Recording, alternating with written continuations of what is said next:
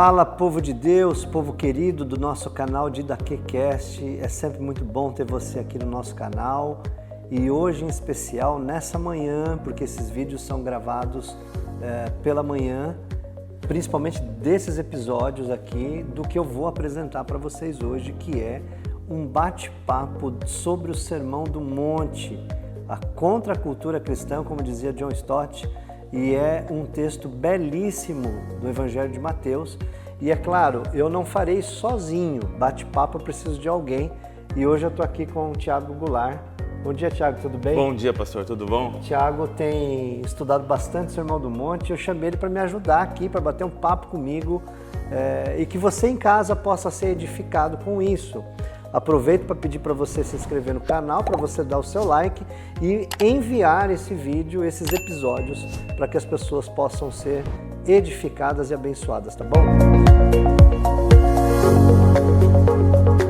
Tudo bem, Thiago? Tudo bom. Seja bem-vindo aqui no nosso canal. Obrigado, prazer. Uma honra ter você aqui com a gente. Não, a honra é minha estar aqui, né, podendo discutir sobre esse tema, um tema que como você falou, a gente tem estudado, né, tem se lá na IBMEP, na igreja, e tem sido muito rico para mim, né, poder mergulhar aqui no Sermão do Monte. Está sendo um dos pioneiros, viu? Além do canal, esses episódios são novos, novo canal do Didaquecast.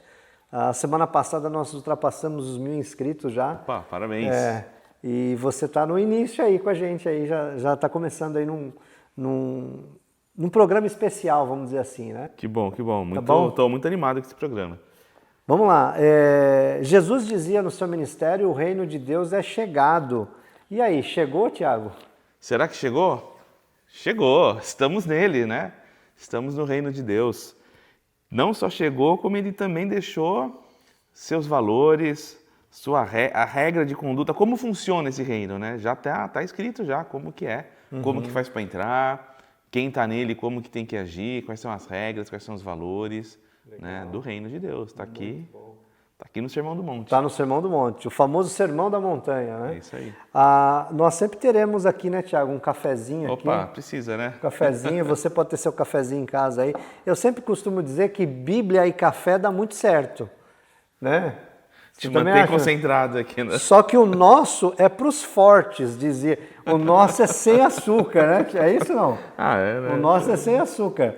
O seu tá com... Mas pode ser com açúcar também, né? Pode. Os irmãos também Cada um toma como preferir. Toma como preferir, é verdade. Não vamos criar polêmica no café. Senão vai que não gosta da gente, né? Mas pois é. Vamos seguir a gente. É o seguinte, eu vou começar lendo o texto, Thiago, da marcação que a gente fez para a introdução do Sermão do Monte, e aí a gente começa a bater um papo aqui. Legal. Principalmente, eu estava anotando aqui, o que a gente vai fazer hoje, gente, nesse primeiro episódio sobre o Sermão do Monte. Eu dividi em duas partes. O contexto geral em que se encontra, aonde que está o Sermão do Monte. É interessante as pessoas... Às vezes a gente fala Sermão do Monte... As pessoas no meio cristão evangélico, nas nossas igrejas, falam, Sermão do Monte, mas ele está onde? Né? O que é isso? É um livro, o que é? Onde eu acho ele aqui, exatamente, né? Exatamente. Então a gente vai identificar o contexto, onde o texto se encontra. E, em segundo lugar, nós vamos também falar um pouquinho sobre o conteúdo específico do Sermão do Monte. Então esses dois pontos serão esse primeiro episódio. Espero que você aproveite o máximo, tá bom? Eu vou começar lendo o finalzinho do capítulo 4 até o capítulo 5, então 4:23. De Mateus, né? De Mateus, exatamente. Evangelho de Mateus, capítulo 4, versículo 23, até o 5, versículo 1 e 2, tá? Você que está em casa, você pode acompanhar com a gente. Diz assim, Jesus percorria toda a Galileia, ensinando nas sinagogas, pregando o evangelho do reino e curando todo tipo de doenças e enfermidades entre o povo. E a sua fama correu por toda a Síria. Trouxeram-lhe então todos os doentes, acometidos de várias enfermidades e tormentos, endemoniados, epiléticos e paralíticos. Ele os curou e da Galileia, de Decápolis, de Jerusalém, da Judeia e do outro lado do Jordão, numerosas multidões o seguiam. Capítulo 5. Ao ver as multidões, Jesus subiu ao monte e ele se assentou, e os seus discípulos se aproximaram dele. Então ele passou a ensiná-los. Que coisa linda isso aqui. Interessante, Tiago, porque as pessoas perguntam o que é o Sermão do Monte, né? Aonde que ele está contido, o Sermão do Monte? Você pode descrever para a gente aí os capítulos, né? Quais são os capítulos, da onde que ele começa, onde que ele vai? Claro, o Sermão do Monte ele começa no capítulo 5, né? Essa introdução do 4 é para explicar talvez de onde veio essa multidão, né? Que ele começa falando no capítulo 5. Capítulo 5 de Mateus, capítulo 6, capítulo 7, até o final. Até o 7:29, 7, né? versículo 29. Que eu posso ler o 29? Pode. Porque ele faz a conexão. Ele né? faz a conexão e aí você vê claramente que faz parte, né, que ele encerra, né? Geralmente o final ele faz referência ao começo. Ele fala assim, 7:29. A minha tá na NVI, né? Acho que a sua tá A na minha tá, NAA. isso, deixa Vamos, importante. né? É bom. Ó, você que está em casa, eu fiz a leitura na NAA, Nova Almeida Atualizada.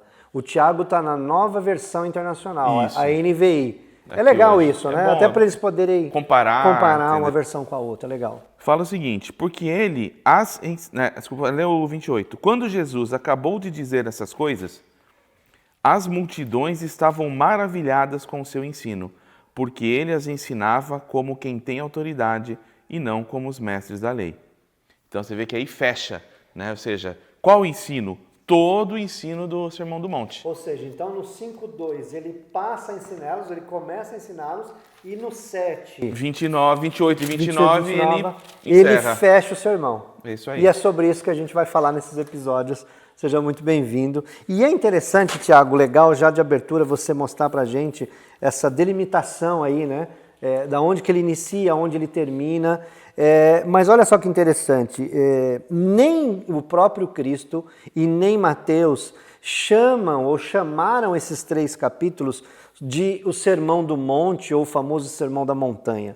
Fazendo uma pesquisa na história da igreja e na tradição, a gente vai descobrir que esse título foi empregado pela primeira vez, sabe por quem? Por Agostinho de Hipona, ano 354 a 430, que esse teólogo viveu, o grande Agostinho, o famoso Agostinho, quem já leu aí Confissões de Agostinho, ele deu esse nome, o Sermão do Monte. De lá para cá, todo mundo fala do Sermão do Monte, o Sermão da Montanha.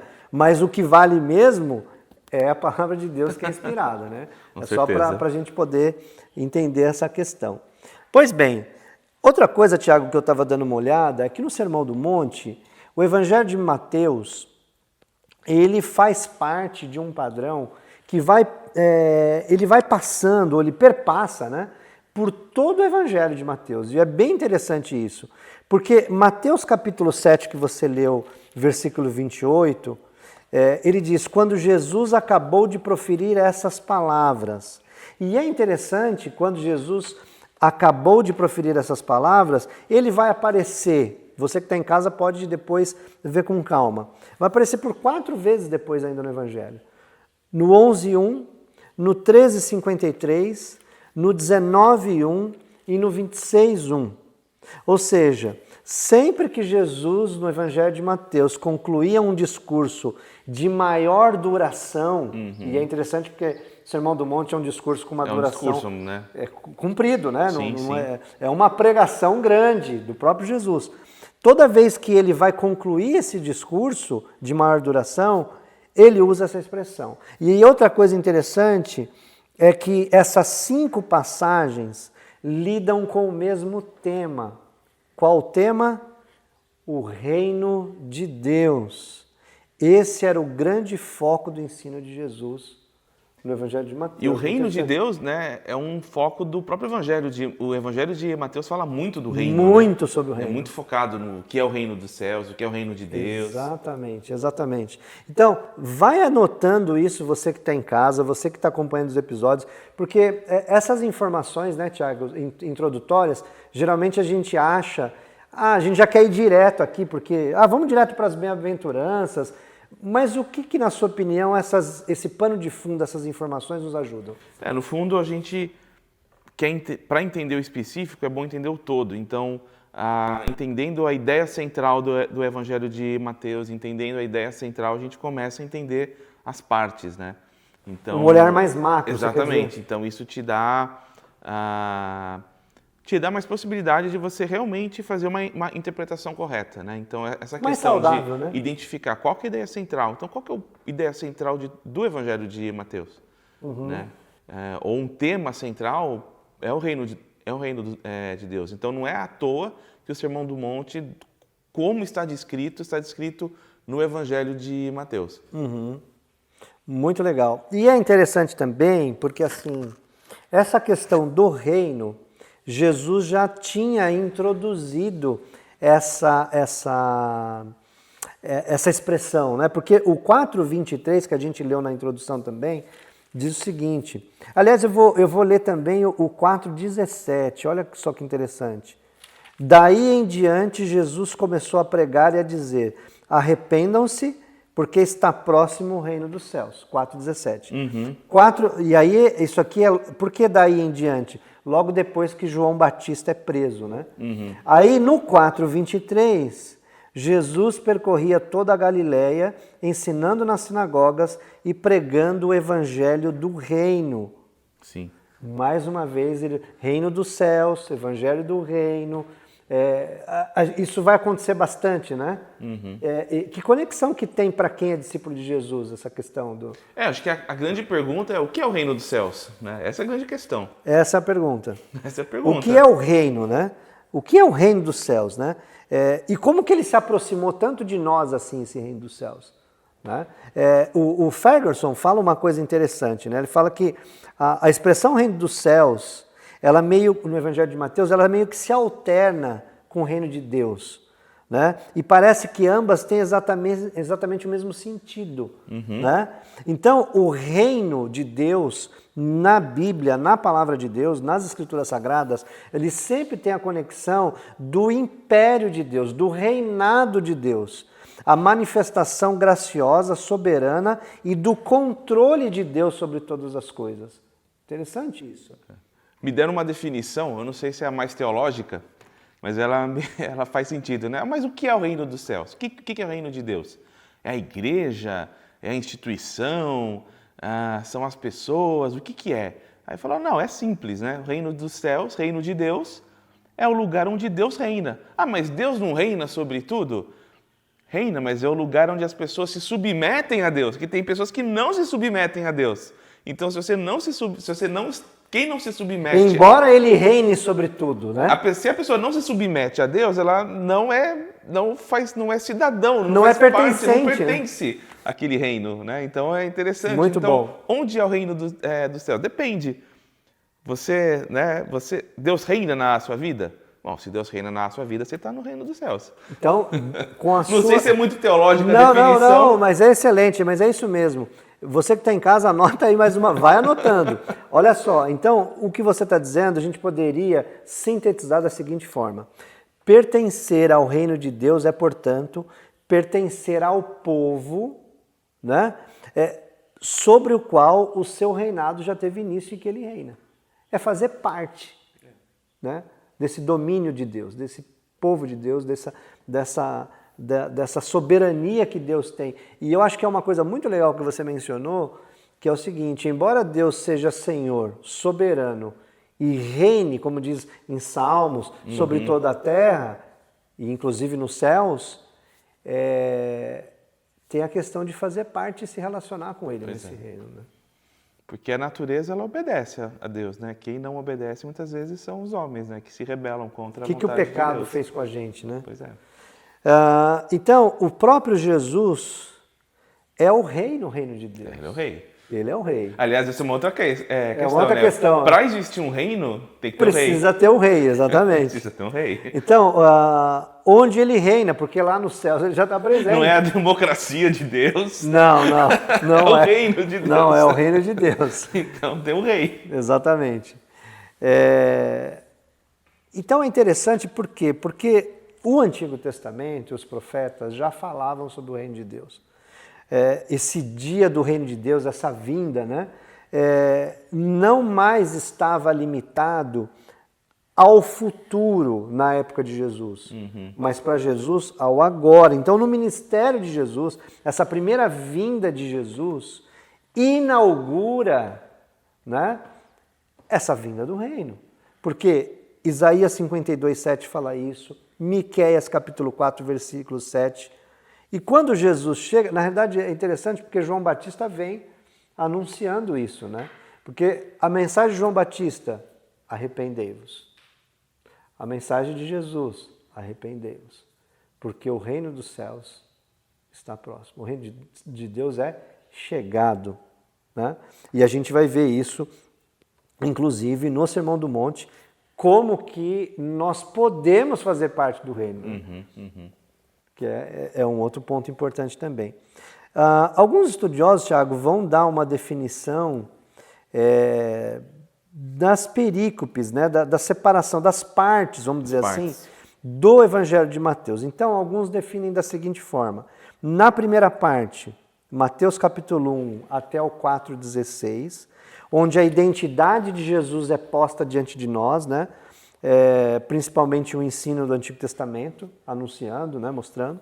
A segunda parte, do capítulo 4,17 ao capítulo 16,20, que foca mais, né?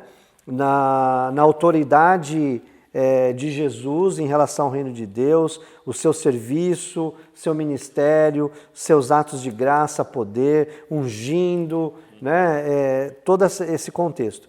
E a terceira parte, os estudiosos costumam definir e fechar, de Mateus 16, 21 até o 28, 20. Só que aí, nesse momento, ele já é descrito, Jesus já é exposto, né, como um rei sofredor, aquele que é crucificado, que vence a morte, né, que ressuscita, que envia os seus mensageiros e que no final ele fecha de uma forma tão maravilhosa, dizendo que toda a autoridade foi dada nos céus e na terra.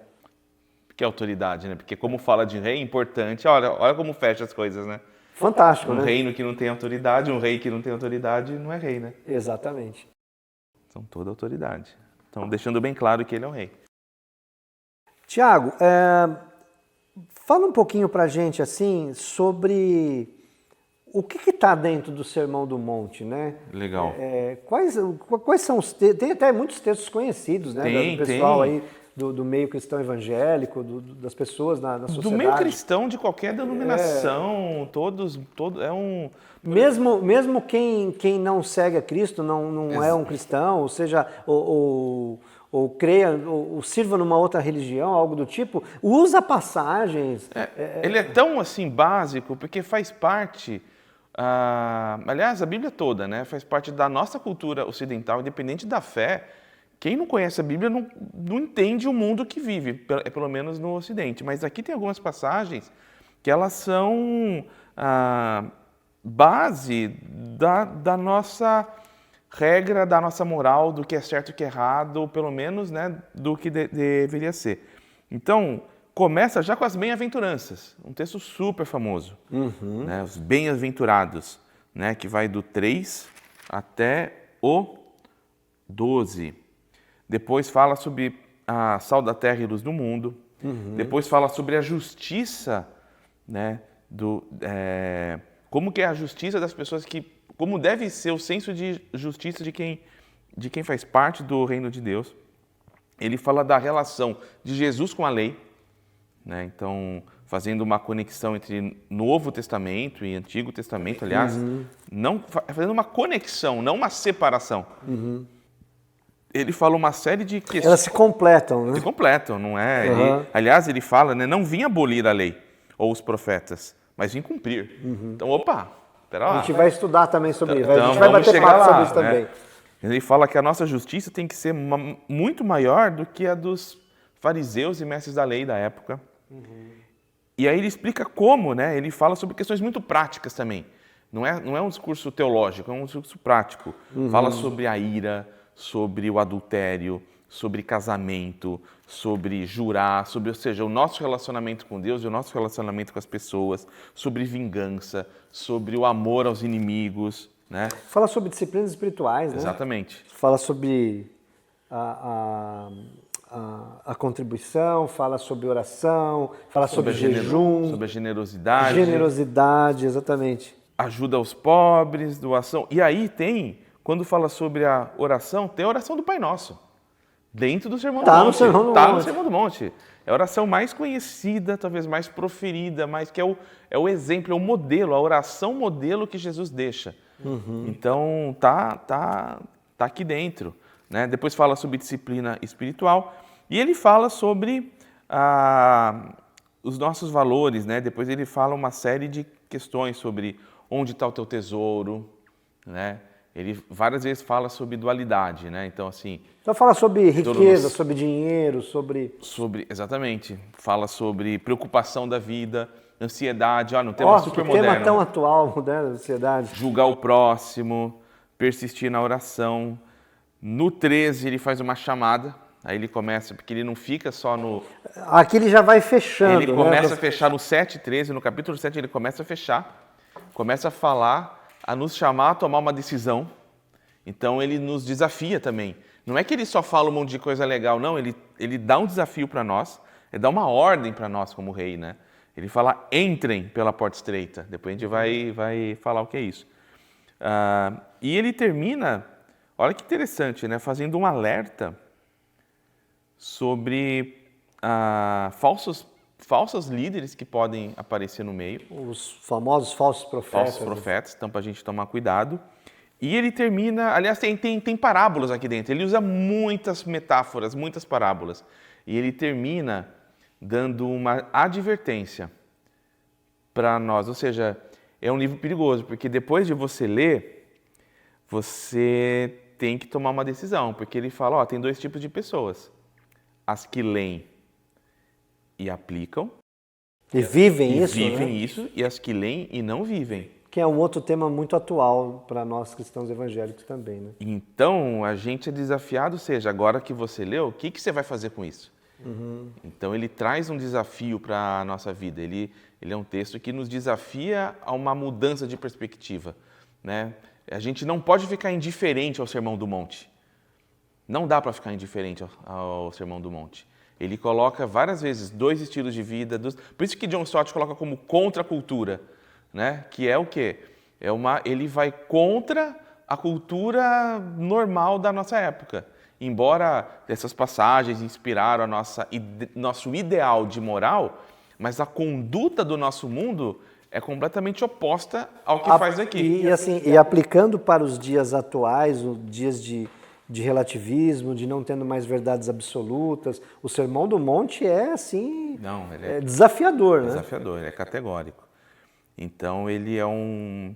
E uma coisa que eu percebo é que quando você começa a ler as outras parábolas, os outros ensinos de Jesus, praticamente tudo é um desdobramento de algo que ele já falou no Sermão do Monte. Então ele de certa forma, ele concentra a essência do ensino de Jesus. Então é um bom ponto de partida, né? O que Jesus quer de mim? Então acho que é um bom ponto de partida. Claro que não está dizendo que você não precisa ler o resto, mas ele, né, já te dá ali de uma maneira resumida ou concentrada, não é resumida, mas concentrada, né, dos principais valores do reino de Deus para a sua vida. Então, Tiago, gente, pega essa dica, tudo isso que o Tiago acabou de mencionar é tudo muito prático para o Evangelho de Cristo Jesus. Então, o Sermão do Monte, no frigir dos ovos, ele não é sobre o quando e então, ele é sobre o aqui e agora. E já. Ele é sobre já, sobre hoje. O Sermão do Monte não está nos perguntando se vamos viver uma vida semelhante à vida de Cristo nos céus. Ele está nos chamando a vivermos essa vida, a se parecer com Jesus e os valores do reino hoje. Tá certo? É isso na sociedade, hoje. Hoje. No nosso relacionamento hoje com Deus, nosso relacionamento hoje com as pessoas. E um outro detalhe, assim, pessoal, a gente já está quase terminando aqui. Este não é um sermão de Jesus sobre uma vida perfeita. Deus sabe que nós não somos perfeitos e que a gente tem o problema da nossa natureza pecaminosa. Principalmente em um mundo imperfeito e cheio de problemas como o que nós vivemos e de complexidades, né? Mas sobre a vida do reino em um mundo caído, né, Tiago? Em um mundo do pecado. Sem dúvida. Viver esses valores, né? Vivenciar esses valores do reino, né? Porque ele fala, tem adultério, tem ira, ele fala que podem ter pessoas que são seus inimigos, tem falsos mestres, ou seja, ele fala das situações hoje, como eu vivo, né? Porque quais são, né, os desafios da vida cristã, porque a gente não está nesse mundo paradisíaco, perfeito, onde todo mundo, né, se submete à vontade de Deus. Nós mesmos erramos, então é isso daí, como a gente vive, né, os valores do reino de Deus num mundo caído. Então há uma sobreposição, você tem o reino de Deus, você tem o mundo e eles estão ali, né? Tem um reino físico, político e tem um reino espiritual. E por enquanto, nesse momento em que vivemos, eles coexistem. Exatamente. Então, a pergunta que eu tenho para você que está em casa, já nessa introdução, obrigado, viu, Tiago? A gente está chegando no finalzinho aqui, mas sempre vou fazer uma pergunta de desafio para os nossos ouvintes do canal de DaQueCast. Como que você reage a tudo isso que você ouviu hoje nessa introdução do Sermão do Monte? Bom, eu primeiramente faria, sabe o que, Tiago? Eu ia correndo ler o Sermão do Monte. Sem dúvida. Correndo ler o Sermão do Monte, meditar no Sermão do Monte. Porque ele é curto, né? Dá para ler numa sentada aqui, pega e lê, né? Exatamente. Ele fala sobre diversos temas do Sermão do Monte. Eu quero terminar com uma oração. Queria orar. E queria orar pela sua vida, você que vai estar aqui acompanhando a gente nos episódios. Vamos orar, vamos agradecer. Pai, muito obrigado, Deus, pelo período que nós passamos aqui, essa manhã, nessa gravação que está chegando em cada casa, em cada lar, na vida de cada pessoa que tem acompanhado o nosso canal. Mas em nome de Jesus, nós te pedimos que a tua palavra seja eficaz. Ó Pai, que ela possa penetrar o coração de cada pessoa que ouviu esse episódio de hoje, que ouvirá os próximos também. Pai, tem misericórdia de nós também, das nossas imperfeições, das nossas limitações, e nos ajude, Pai, em nome de Jesus, com a ação e a direção do Teu Espírito Santo, a vivermos os valores do Teu reino, numa sociedade que necessita tanto da Tua graça e da Tua misericórdia. É isso que nós te pedimos, no nome de Jesus. No nome de Jesus, amém.